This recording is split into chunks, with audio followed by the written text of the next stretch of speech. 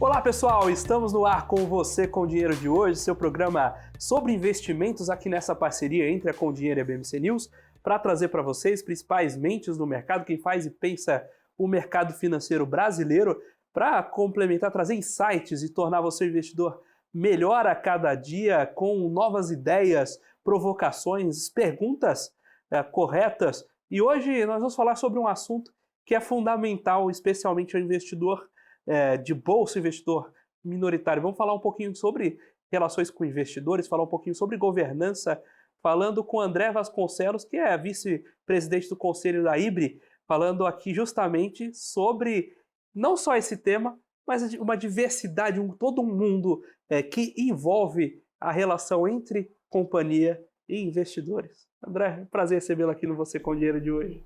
Prazer, Felipe. Seria ótimo a gente trocar esse papo aqui. Tem muita coisa para a gente falar sobre relações com investidores, governança corporativa, direito societário e mercado de capitais. Eu vou começar já com uma pergunta, digamos, dura. Esse é um tema que me encanta. Estava conversando aqui nos bastidores com você que foi tema da minha dissertação de mestrado, né, governança corporativa, e pensar as estruturas como os sócios, uma estrutura de sócios gera ou destrói valor para uma companhia, é um assunto de fato bastante encantador. Vou começar com uma pergunta dura para discussão. As exigências dos níveis, digamos, chamados de diferenciados de governança, resolvem os problemas de governança das empresas de capital aberto? Bem, elas não resolvem, elas podem mitigar, tá? A gente tem boas práticas já incorporadas aí nas rotinas e processos das companhias abertas.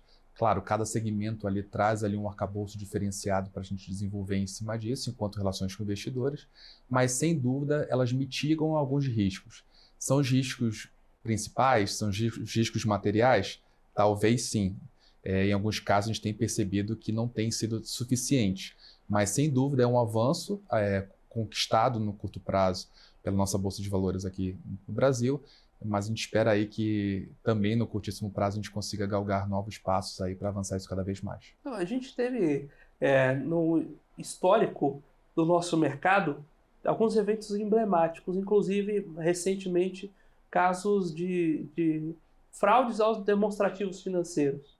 E o grande problema aí é que se você não confia sequer nos números que são lançados, todo o resto da análise vai por água abaixo, né? De que adianta você fazer uma análise, um grande pente fino nos fundamentos da companhia se os balanços originalmente não estão corretos?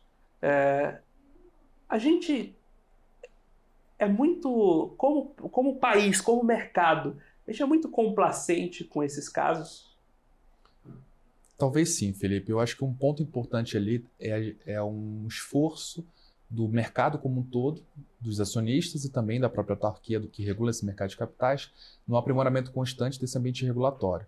E mais do que isso, na responsabilização daquelas práticas indevidas. A gente tem percebido que, sem dúvida, aí, esse desvio de conduta, né, algumas não conformidades legais, podem ter incentivado um desinvestimento constante no nosso mercado, especialmente pelo capital estrangeiro. E como entra, olhando para relações com investidores, comunicação da companhia com o mercado?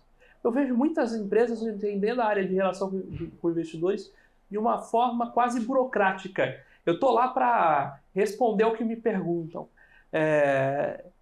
Quando, no limite, a ação da companhia é um produto em que você deveria estar promovendo no mercado constantemente para mantê-lo valorizado. Como tem sido esse olhar sobre RI no nosso mercado e o que a gente já consegue ver em termos de evolução? Bem, a área de relações com investidores ela busca constantemente inovações racionais e esses desafios do futuro do mercado de capitais, seja nacional ou capital estrangeiro. Mas o mais importante, primeiro, é entender qual o papel desse profissional de relações com investidores, né?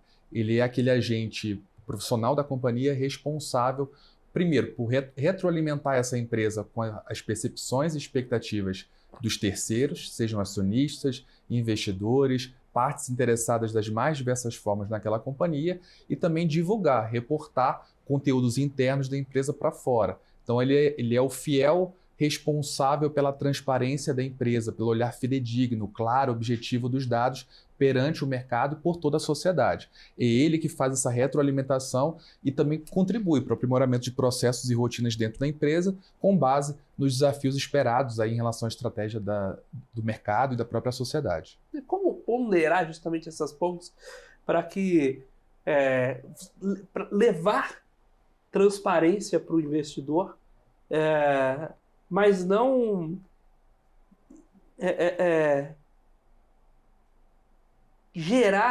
criar eventuais falsas promessas. Porque muitas vezes, quando a gente está discutindo planos executivos dentro da companhia, a gente tem expectativas, projeções. E projeções não necessariamente se realizam. Onde fica o limiar entre o que você leva ao mercado, porque você quer mostrar o que está sendo discutido dentro da companhia, e o que você eventualmente deve restringir ao mercado para evitar que aquilo gere um ruído? Coloque-se certeza onde não tem. Esse é um ponto muito desafiador. O principal objetivo da área de relações com investidores é construir a confiança com o mercado. Então, a partir do momento em que eu estabeleço e entendo qual é o perfil desse meu acionista, se ele precisa de informações mais constantes, claras, ou se ele é algum tipo de investidor que não tem esse olhar de dividendos de longo prazo, é um investidor mais especulativo, que cabe também uma parcela desse capital social eventualmente. Com essa confiança estabelecida, você começa a desenvolver alguns mecanismos, alguns instrumentos de se conectar com esse investidor. Seja conexões ordinárias, de curto prazo, e algumas conexões extraordinárias, por meio de divulgações ao mercado de atos ou fatos relevantes quando são oportunos em si. O principal é estabelecer uma relação de confiança, onde esse investidor ele vai olhar para o profissional de RI, para todo o board da companhia, e entender que de fato há um propósito de comunicar, de ser transparente, de um compromisso com aquele minoritário. Se essa relação, que é uma relação constante, né, é uma relação de longo prazo, ela começa a se estabelecer, eu não tenho dúvidas em que o mercado passa a se permitir também confiar na empresa, o que é bem difícil. Hoje você vai perceber que a simples divulgação de uma destituição de um conselheiro ou um CEO de uma empresa e uma nomeação de um novo presidente ou de um novo grupo de conselheiros, isso já impacta o papel. Porque o perfil desses novos, desses que saem, dos novos que entram, sem dúvida, transmite uma mensagem para o mercado. E essa mensagem pode ser percebida como boa ou ruim. Por meio das pessoas que estão em posições estratégicas nas empresas, a gente consegue ditar quais políticas e quais direcionamentos essa relação de confiança vai ser desenvolvida. Essa comunicação com o mercado, e aí de novo entra naquele ponto de se eu seguro demais a informação, estou fazendo um M&A.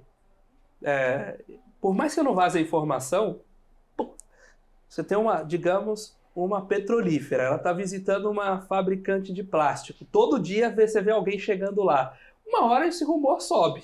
E a empresa fica naquela sinuca de bico de ela fala, olha, sim, eu estou vendo, mas aí você não fechou o negócio, você não tem um acordo, então você não deveria divulgar. Por outro lado, se ela não fala, ela está deixando o acionista numa posição aquém de todo mundo que está envolvido naquela transação. Né? Então, quando é o ponto ótimo de deixar uma informação pública dentro de uma companhia aberta? Bem, você me fez lembrar de um episódio anterior que eu assisti seu, onde o diretor da IBM comentou da presença de drones, ou mapeamento georreferenciado, onde era possível entender como estava o estoque de algumas produções, enfim, e por informações de terceiros, não ficar dependente e refém de uma informação da companhia. Hoje, é muito importante que a companhia e a área de RI, eles entendam que eles não são os detentores, os soberanos daquele conteúdo, daquele dado. Se eles não proverem aquela informação com clareza no momento adequado, aquela informação de alguma forma é encaminhada por terceiros. Não existe vácuo de informação. Né? O ato de não informar, alguém vai estar informando e pode gerar um ruído. Então, muitas vezes, informar incorretamente é desinformar, mas não informar no momento adequado também é desinformar. Cabe à área de relações com investidores entender qual é o time correto para que você consiga dar a devida transparência e universalizar o acesso àquela informação, não gerando assimetrias informacionais, mas ao mesmo tempo não prejudicar o avanço de tratativas envolvendo atos ou fatos relevantes. É uma análise caso a caso, não há uma receita de bolo, mas o mais importante é entender quais são as variáveis que impactam o negócio e tentar mitigar riscos. A palavra é sempre essa, entender o quanto que é importante essa matriz de riscos da companhia, ela representar de fato os riscos que impactam o negócio, sejam eles operacionais, financeiros ou de qualquer natureza, e estabelecer no longo prazo uma relação com esse investidor. Porque mesmo você não informando naquele momento, ele vai entender que tem um propósito de geração de valor por trás disso. Tem uma não legislação, autorregulação, né? A própria Bolsa estabeleceu os seus critérios ali de composição de boards, por exemplo. Mas eu vou puxar a parte de composição mais adiante. Ainda em comunicação, a gente vê um amplo período de ausência de novas emissões, novas companhias indo para a Bolsa. Dá para dizer que parte dessa ausência de novos IPOs vem da falta de confiança do investidor, também que passa também por essa falta de comunicação? Pode ser. É uma das variáveis que, sem dúvida, impactam essa saída ou o não ingresso de novos recursos, de dinheiro novo no nosso país. A gente tem percebido aí, mês a mês um desinvestimento, especialmente do investidor estrangeiro, mas também do investidor institucional na nossa bolsa, e esse é um dos reflexos.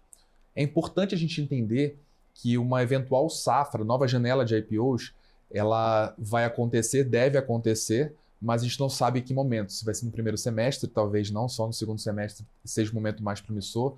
Hoje o grande mercado aguarda aí algumas informações sobre políticas envolvendo o arcabouço fiscal, reformas estruturantes que possam estimular o ingresso de capital, especialmente estrangeiro, para o nosso país, mas há um dever de casa importante das próprias companhias.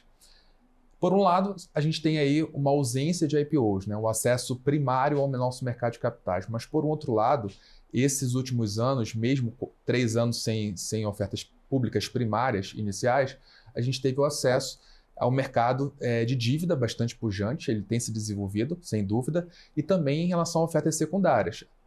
Não tanto no volume como a gente vinha em momentos anteriores dessa série histórica, mas aconteceram. Então, o nosso maior jejum hoje de mais 1.000 dias, sem dúvida, é de IPOs, mas há alguns outros esforços, inclusive entre os quais eu tenho me envolvido, para trazer um recurso novo para o mercado, novas diretrizes, novas companhias, novos perfis de investimento para que componham a carteira do nosso investidor. Estamos batendo esse papo com o André Vasconcelos, vice-presidente do Conselho da IBRE, falando sobre relações com o investidor, sobre comunicação entre empresa e mercado e, naturalmente, sobre governança corporativa.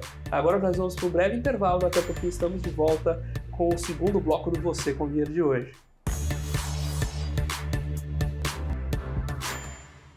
Olá pessoal, estamos de volta aqui para o segundo bloco do Você com Dinheiro de hoje, batendo papo com o André Vasconcelos, vice-presidente de conselho do IBRE, falando um pouquinho sobre relações com investidores, falando um pouquinho sobre governança corporativa, sobre esses temas que conduzem a relação entre empresas e investidores. E o que a gente tangenciou no fim do último bloco, esse gap de IPOs. A gente viu a última grande leva de IPOs no Brasil, no entanto, com resultados muito negativos, né? E o que a gente consegue aprender da dinâmica do nosso mercado, da conversa das empresas com seus investidores, desses últimos IPOs e quais sinalizações a gente viu ao longo desse caminho, ao longo desses últimos anos sem IPOs, que devem ligar sinais de alerta para a gente como formação de mercado? Bem, Felipe, eu acho que ficam algumas lições aprendidas dessa última safra de IPOs. Sem dúvida, ali podem ter havido alguns erros na condução e especialmente no ajuste do preço justo. Estabelecer o preço de uma oferta é muito desafiador. Muitas vezes a gente se baseia em premissas do passado, né, em valuations, em expectativas de negócio do futuro, mas o olhar do mercado, ele é um olhar basicamente para frente. Ele não vai olhar muito o que você estabeleceu de premissas, de políticas contábeis, de resultados já obtidos, de ativos operacionais e não operacionais daquela companhia. É o quanto que aquela área de RI e seus executivos comunicam e vendem a empresa. É um sonho a ser vendido. Tem um limiar aí, né? Quanto que desse sonho a gente consegue tangibilizar e o quanto desse sonho ali fica num horizonte tão longo de incerteza que talvez a gente não devesse antecipar ele numa fase de oferta. De novo, são desafios para serem tratados caso a caso. O ponto a gente percebeu aí que na grande maioria dos casos dessa última safra de IPOs, os preços realmente não estavam ajustados, vide o que aconteceu logo em seguida na série histórica dessas companhias. Como trabalhar isso? Né? Mitigação de riscos, envolver áreas correlatas, governança, auditoria, assessorias contábeis, bancos que fazem todo o suporte para essas operações acontecerem, entender como levar informações mais precisas, fatores de riscos melhor elaborados, que tenha clareza para o investidor, seja ele nacional, estrangeiro, pessoa física ou jurídica, para que essa relação de diálogo, de confiança, se estabeleça desde o D0 da empresa. A gente tem essa relação de confiança de várias travas que buscam garantir essa confiança. Você estava falando durante o intervalo sobre a diferença do direito latino-romano com o anglo-saxão, né? Dessa construção de leis para delimitar. E a gente tem aqui alguns casos emblemáticos da relação das auditorias com as companhias. Né? Aqui a gente força o giro das auditorias, ao passo que a gente não força quadro. Não necessariamente tem um sócio sênior da auditoria fazendo auditoria. Então a gente se preocupou tanto em desenhar a forma que abdicou de questões práticas que são fundamentais. O próprio serviço, estaria no momento de a gente repensar esse próprio serviço de auditoria no trato dessas divulgações com o investidor? Esse é um ponto importante. O parecer de uma auditoria é aquela carta de conforto para o mercado como um todo, não só o investidor, mas também todo o restante da sociedade que acompanha e que não tem tempo ou conhecimento para se debruçar em relação aos números, às práticas contábeis, às premissas que foram estabelecidas para aquele negócio. Entender essa relação para a companhia e para o mercado é muito interessante e estratégico. Bem, no Brasil, boa parte das companhias abertas são auditadas pelas chamadas Big Four, o que, por um lado, traz um conforto, porque a gente tem ali um respaldo de um conhecimento interno, uma gestão de conhecimento bem desenvolvida por essas empresas. Por um outro lado, sem dúvida ali, por uma questão de poucas empresas, ainda que eu tenha a questão de um rodízio sendo desenvolvido, é provável que eu tenha times que executam esse trabalho e que ficam nas mãos de um sócio, um time um pouquinho mais desenvolvido, que de fato coloca a mão na massa, acompanhando o dia a dia daquela empresa.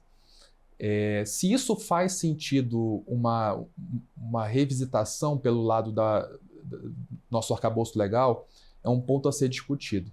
O que faz para a gente, o que daria mais conforto talvez em relação às companhias, é uma revisão mais interessante dos papéis de trabalho, eu acho que isso é bem interessante, entender a matriz de risco e esse olhar da matriz de risco refletir também no parecer da auditoria.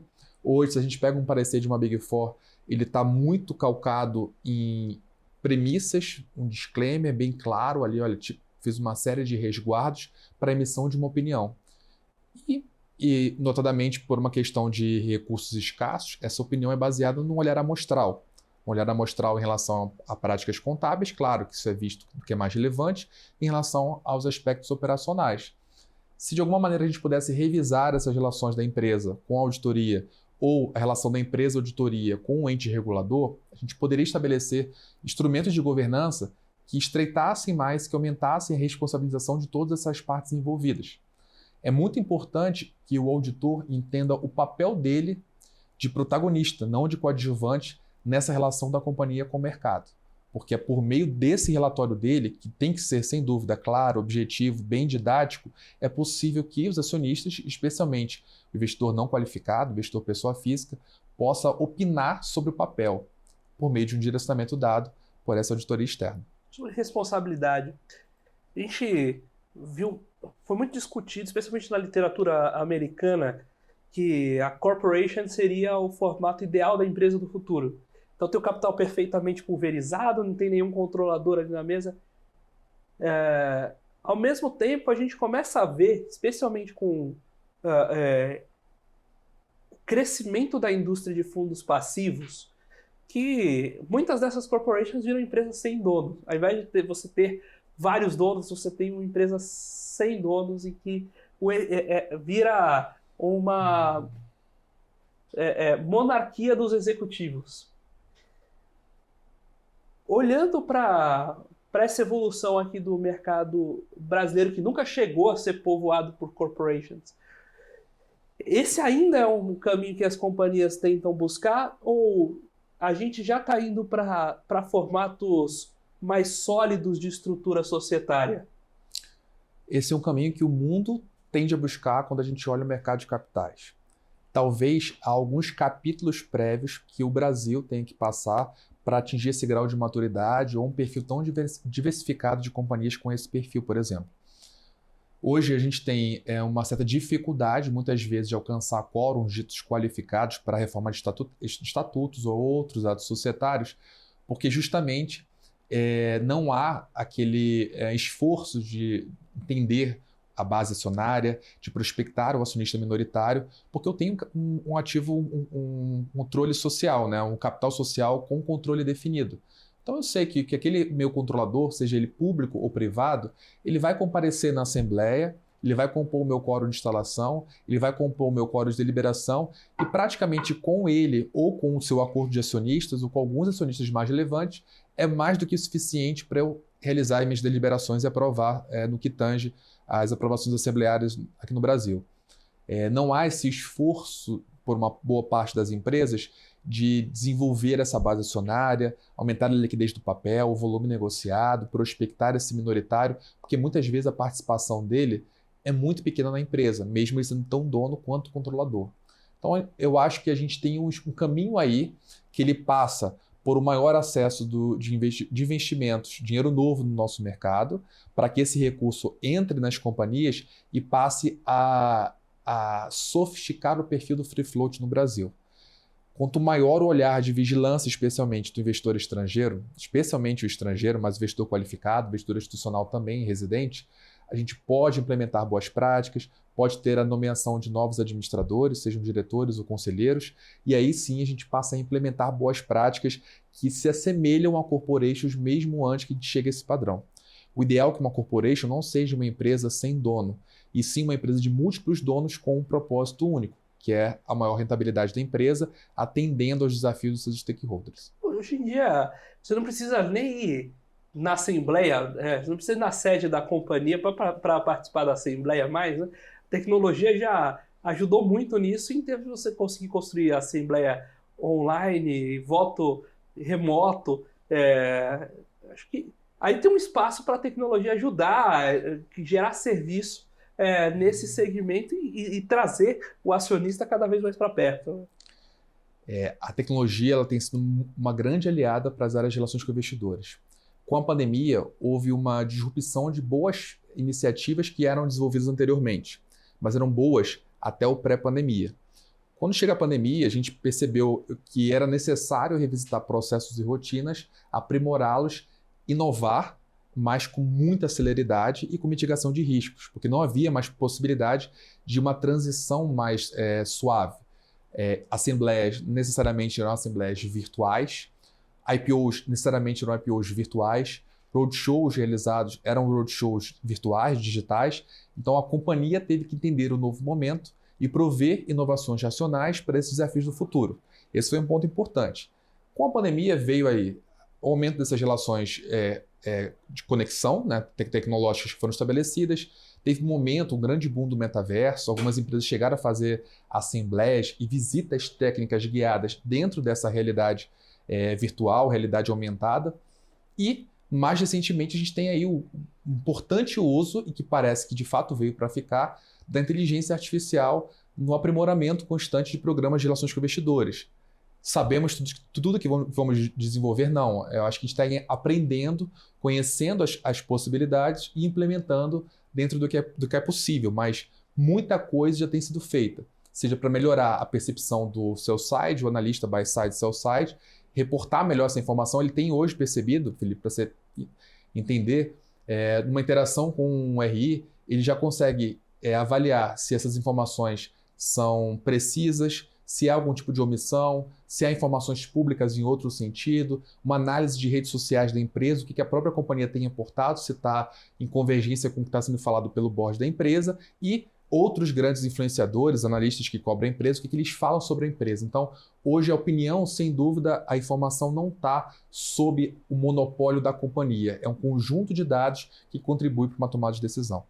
Estamos batendo esse papo com o André Vasconcelos, vice-presidente do Conselho do IBRE, falando um pouquinho sobre relações com investidores, falando um pouquinho sobre governança. Vamos falar um pouquinho, naturalmente, sobre as fronteiras disso, ESG e assim por diante, já nos próximos blocos. Mas agora a gente vai para um breve intervalo, daqui a pouquinho tá de volta com o terceiro bloco de Você com o Dinheiro de Hoje.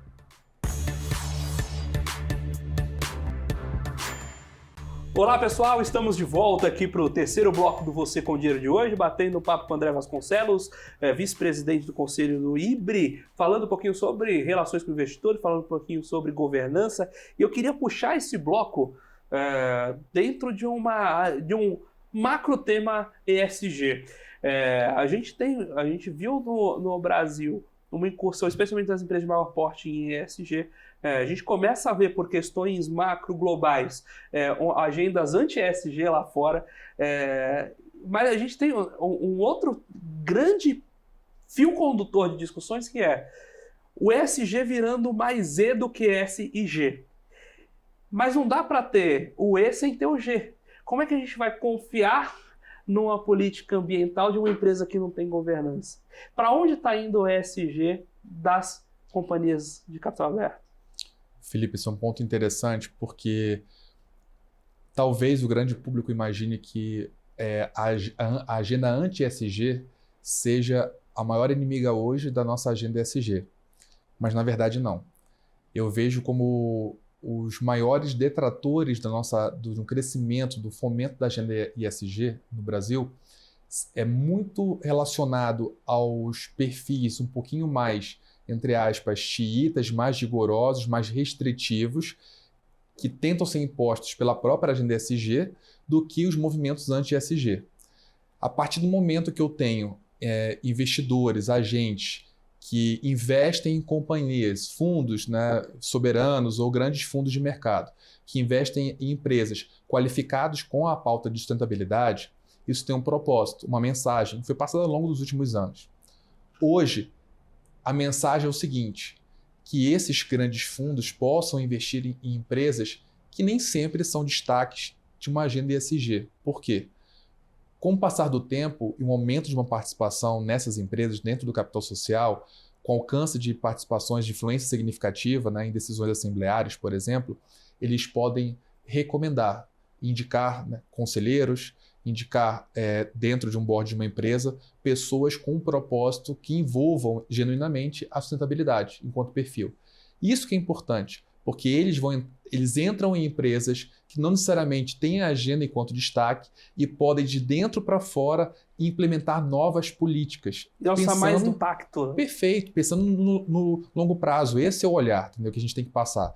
Mas aí uma parte dos defensores, dos entusiastas da agenda ESG, acham que quando esse grande fundo se aproxima de empresas com esse outro perfil um pouquinho descolado da sustentabilidade, de alguma maneira ele está incentivando, patrocinando práticas nocivas, mas não. Ele está querendo mudar de médio e longo prazo de um modo saudável, gradativo e interno aquela postura, aquele compromisso com a sociedade. E aí sim é uma semente plantada para que a gente possa colher no futuro.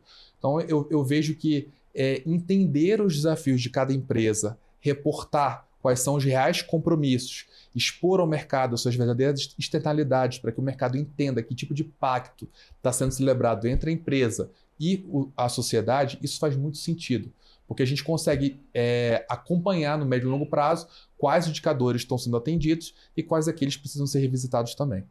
Nessa evolução desse... Porque você pega o seguinte, né? Ao invés de você falar, poxa, é bola preta, eu não posso investir numa empresa de petróleo. Quando um capital verde entra numa Shell e começa a investir em outras energias renováveis, o alcance disso é muito maior. Então, ao invés de você ficar discutindo uma discussão de cerveja de bar, quem é o mais bonito, pensar de maneira mais pragmática no resultado, no alcance que você consegue ter, né? E aí, puxando outros pontos, a gente comentou nos blocos anteriores sobre a própria regulação B3, seria essencialmente uma autorregulação como bolsa, de buscar lá seus critérios diferentes de governança para as empresas de níveis diferenciados de listagem. Essa criação é do começo dos anos 2000 e mudou-se relativamente pouco de lá para cá. A gente tem outras inovações, outras regras, outras normas, outras leis sendo discutidas para evoluir o nosso mercado de capitais? Com certeza. A Bolsa continuamente faz revisitas, né, por meio de consultas, audiências públicas, para ouvir a sociedade e entender que tipo de aprimoramento cabe a cada nível diferenciado de governança. Como aconteceu, a gente está agora em plena revisão do novo modelo, do novo mercado. Esse é um ponto importante. A Bolsa tem essa cultura, essa agenda de revisitar periodicamente esses segmentos diferenciados. Por outro lado, a gente vê no Congresso Nacional o avanço também de algumas proposições legislativas que se endereçam especialmente para o mercado de capitais. Sejam elas aprimorando nosso direito societário, permitindo o acesso de pequenas e médias empresas, estimulando o uso de programas incentivados em debêntures e em outras naturezas, especialmente envolvendo infraestrutura. Enfim, há um arcabouço tramitando, inclusive em relação a uma melhoria da transparência dessas companhias perante o mercado, para que isso evolua. Claro que ele também tem toda uma jornada de aprimoramentos, tem que ter aprovações nas duas casas, tem o risco ainda de um veto presidencial. Alguns temas estão mais avançados, outros menos, mas o mais importante é que a gente tem alguns temas bem endereçados lá que devem ter aí um retorno para a sociedade já a partir de 2025. A gente pensa já em aprimoramentos de curto prazo, envolvendo programas de relações com investidores, baseados aí nesses instrumentos legislativos que devem ser aí implementados em breve. Quando você traz esses elementos legislativos, então a gente tem discutido isso em âmbitos legais nacionais, para além do nosso cercadinho aqui de mercado de capitais, das nossas discussões de bolsa aqui com o pessoal da B3. Então isso tem sido, digamos, alvo de um olhar federal sobre como estimular esse mercado de capitais. Sim. O próprio ente federal ele tem estimulado algumas interações, alguns canais de diálogo envolvendo a Bolsa, a CVM, entidades de mercado. Uma delas é o IMK, que é uma iniciativa criada no governo anterior para estabelecer um fórum de troca de conhecimento de boas práticas para que ali algumas iniciativas pudessem ser fomentadas, gestacionadas. E isso surgiram alguns retornos bem importantes para a gente, especialmente envolvendo securitização ou também o próprio desenvolvimento de debêntures incentivadas. São frentes que, de alguma maneira, podem estimular o acesso de novos recursos ao nosso capital. Uma outra maneira de atuação sem dúvida, uma participação mais proativa das entidades de mercado, sejam elas a Braskem, o IBGC, o IBRA, entre outras, com o governo federal. Isso é importante. Há diversas formas disso acontecer. Consultas públicas, audiências públicas, encaminhamento de ofícios, participação de discussões que são oficiais dentro de uma agenda de governo envolvendo política econômica, e cada vez mais essas iniciativas têm se estreitado. Isso é um ponto importante. Brasília tem que ficar cada vez mais dentro do eixo Rio-São Paulo, desse mercado. A gente tem um mercado de capitais muito concentrado e que muitas vezes ele se dialoga entre si. E estabelecer essa conexão triangular envolvendo Brasília é muito importante para que a gente tenha um outro olhar de arcabouço legal e não necessariamente regulando para aumentar custo de observância, que não é o propósito enfim, pelo menos das companhias. A ideia mesmo é regular para desregulamentar, desburocratizar, tornar o acesso mais fácil, estabelecer relações mais eficientes envolvendo o mercado, aproximar cada vez mais o investidor e proteger quando ele for minoritário. Nesse jogo de buscar estruturas de custos que façam sentido, no entanto, eventualmente competição gera redundância, mas gera competição. Como você vê essa ideia, essa discussão sobre a criação da Bolsa, ou a recriação da Bolsa de Valores do Rio? Bem, acredito que boa parte do mercado, assim como eu, a gente vê com bons olhos o surgimento de uma nova bolsa. Sempre um ambiente que estimula a competição é importante para aqueles agentes econômicos emissores. Há uma possibilidade real de que a gente tenha um acesso de recursos novos ao país, especialmente de fontes não restritas à Europa ou Estados Unidos. Então é possível que essa bolsa permita um olhar diferenciado do mercado brasileiro para outros agentes econômicos de grande porte, que ainda não priorizavam, de uma certa maneira, o nosso mercado. Então esse é um ponto importante. É claro que ela não vai, pelo menos no curto prazo, atender aspectos que envolvem, inclusive, restrições concorrenciais que a B3 hoje detém. Mas, sem dúvida, ela vai estimular uma nova agenda, um novo perfil de investimentos sendo acessado e também vai estimular que as empresas possam viabilizar a entrada desses recursos dentro do seu portfólio. Isso é importante, é um novo dinheiro chegando, mesmo em um cenário macroambiental não tão favorável assim.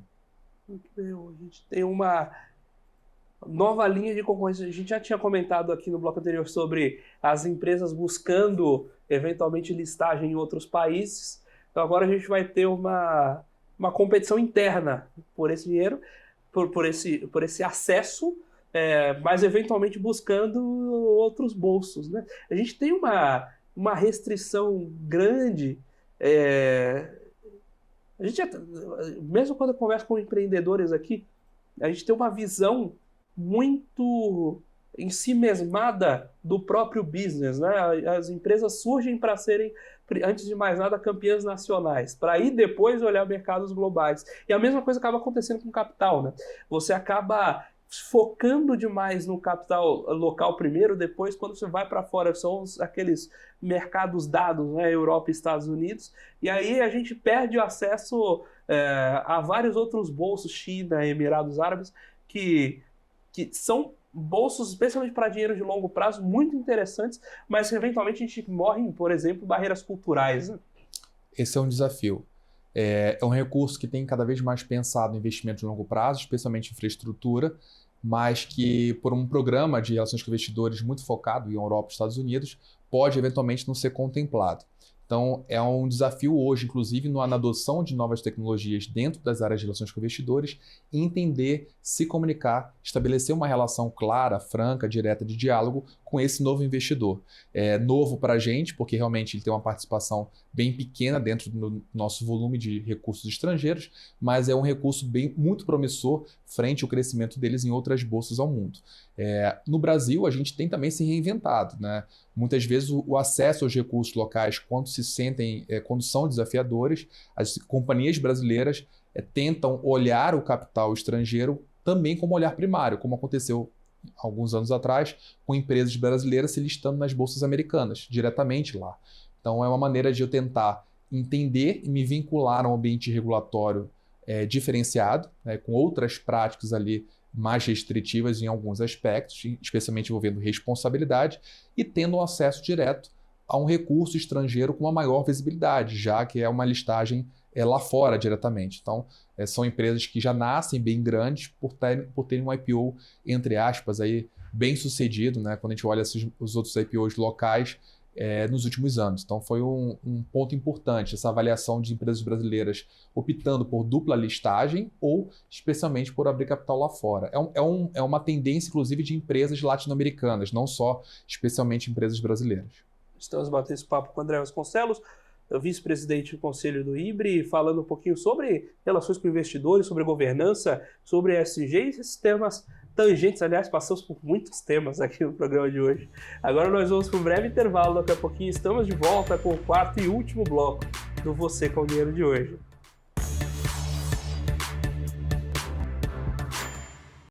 Olá pessoal, estamos de volta aqui para o quarto e último bloco do Você com Dinheiro de hoje, batendo papo com o André Vasconcelos, falando sobre relações com investidores, falando um pouquinho sobre governança, ESG.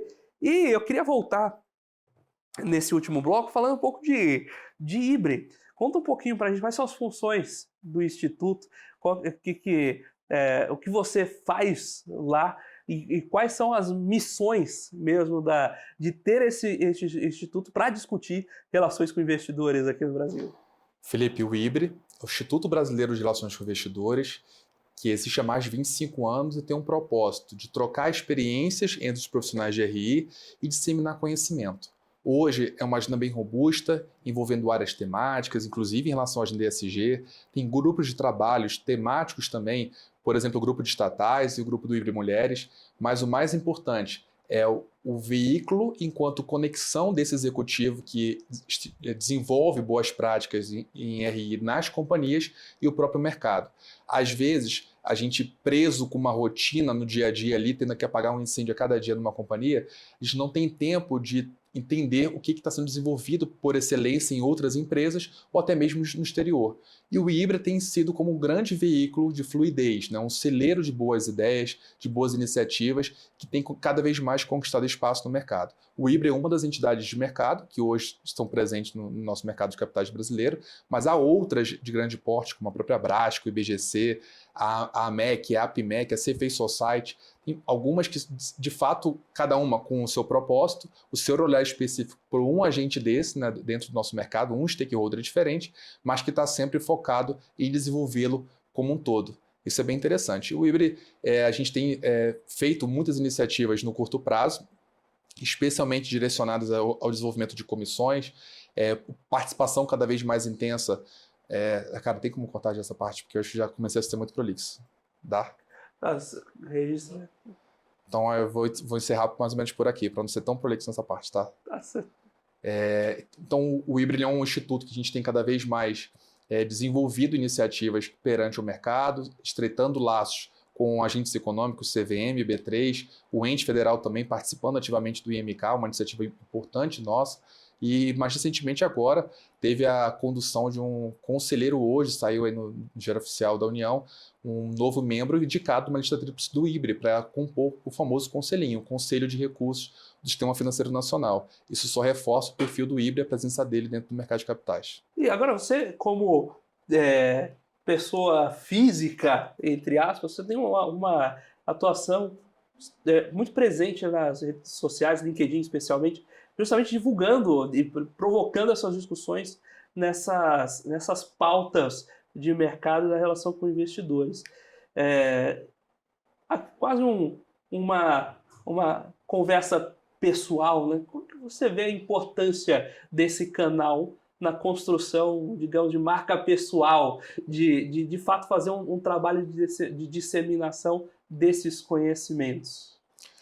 O LinkedIn ele é um oceano de oportunidades hoje, isso sem dúvida, seja para aquele executivo que trabalha com recrutamento e seleção, um executivo que quer comunicar boas iniciativas envolvendo qualquer área de conhecimento.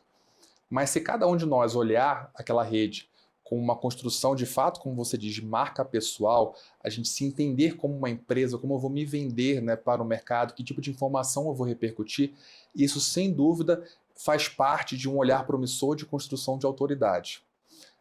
A rede social são muitas oportunidades ali para crescimento. Em diversas áreas eu recebo convite para entrevistas, ser coautor de livros, participar de comitês, colegiados, discussões das mais diversas, curadorias de algumas obras, enfim.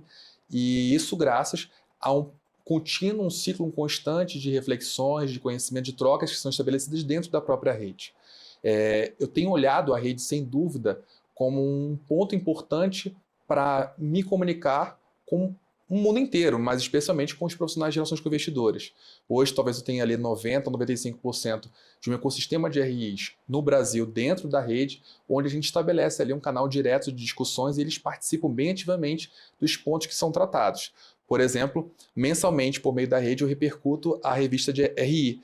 A revista RI ela é o veículo mais longevo que o próprio Valor Econômico, o veículo mais longevo do país na área de economia e finanças, e a gente repercute em primeira mão lá para os profissionais de RI, sempre trazendo alguma discussão, insights sobre tendências do mercado. O próprio João Pedro Nascimento, presidente da CVM, tem uma coluna lá, e a cada mês eu repercuto lá os principais insights que vão impactar o dia a dia do profissional de relações com investidores. E para onde está indo essa profissão? O que a gente pode enxergar de novidades, o próprio impacto das novas tecnologias para dirigir, pilotar próximos passos dessa carreira?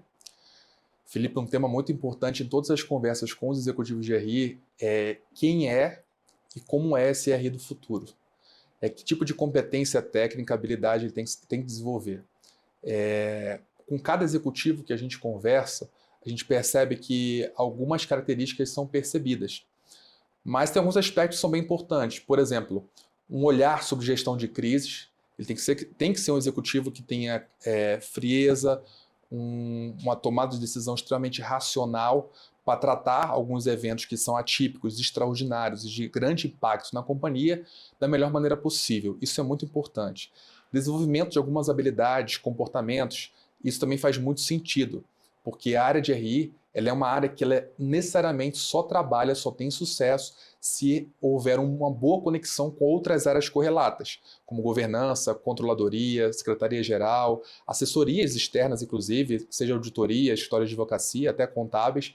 Então, é um profissional que ele dialoga com o mundo, com o mercado externo, e necessariamente ele precisa dialogar também com o mercado interno dele, os seus clientes internos na empresa.